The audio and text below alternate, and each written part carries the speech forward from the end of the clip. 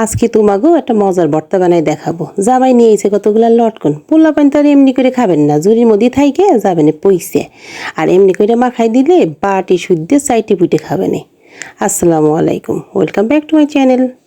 প্রথমে লটকনগুলো সুন্দর করে ছিলে নিব। তোমরা আবার চিমটে চিমটে ছিল না, আমার মতো একটু স্টাইল করেও ছিলতে পারো। আমি আবার ফলের গায়েতে খামচাই খামচাই চোখলা ছিলতে গেলে আমার আবার নগের মধ্যে ঢুকে যায়, পরে আবার অনেক ব্যথা হয়। যাই হোক, লটকনগুলো কিন্তু ভালো মতো ছিলে নিচ্ছি। এইবার বাটিতে নিলাম লবণ, নিলাম শুকনো মরিচ, আর নিলাম বিট লবণ, আর দিলাম কাঁচামরিচ কুচি।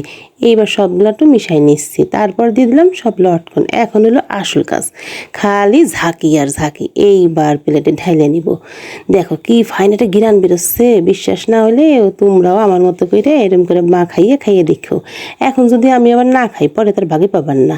তো তোমরাও আমার মতো করে এরকম মা খাইও। আর আজকের মতো আমি তোমাদের কাছ থেকে বিদায় নিই। তোমরা সবাই ভালো থাইকো। আল্লাহ হাফেজ।